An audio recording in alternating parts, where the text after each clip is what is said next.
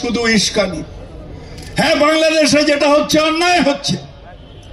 কল্যাণ যেটা বলে গেল ঠিক, যে আমরা যারা সংখ্যাগুরু, যে দেশের যে সংখ্যাগুরু সংখ্যালঘু তার ছোট ভাই, তাকে প্রোটেকশন দেওয়ার দায়িত্ব এখানে সংখ্যাগুরু হিন্দুদের, ওখানে মুসলমানদের। সেটা যদি না করে থাকে অন্যায় করছে। কিন্তু তার মানে এই নয় যে আজকে বিজেপি বর্ডারে গিয়ে উস্কানি দেবে, আজকে ওইখানে থেকে বাংলাদেশে যেটা হচ্ছে সেটা নিয়ে কমিউনাল ফিলিংস তৈরি করবেন না। বাংলাদেশে যেটা হচ্ছে অন্যায় হচ্ছে, আমরা সবাই উদ্বিগ্ন।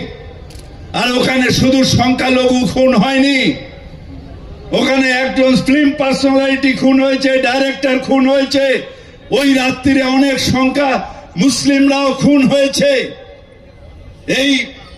এই সরকারের এখন যে সরকার, তার নিষ্ক্রিয়তার জন্য অনেক খুন হয়েছে, কিন্তু তার প্রতিবাদ নিশ্চিতভাবে করা উচিত।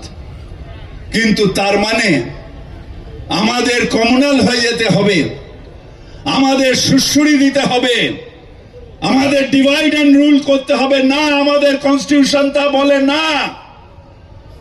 আমার কনস্টিটিউশনের শপথ নিয়ে নরেন্দ্র মোদী প্রধানমন্ত্রী, অমিত শাহ স্বরাষ্ট্রমন্ত্রী, এই কনস্টিটিউশনের শপথ নিয়ে আপনারা গেছিলেন, আপনারা পেছন দিক দিয়ে সুপ্রিম কোর্টে গেছিলেন, আপনাদের প্রপোজাল রিজেক্ট হয়েছে।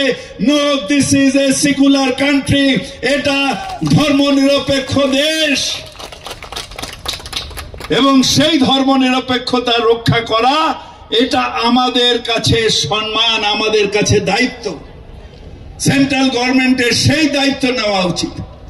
কিন্তু দুর্ভাগ্য, সব ব্যাপারে এখন for the people, by the people, to the people, of the people নয়, এখন হয়ে গেছে for the power, to the power, of the power.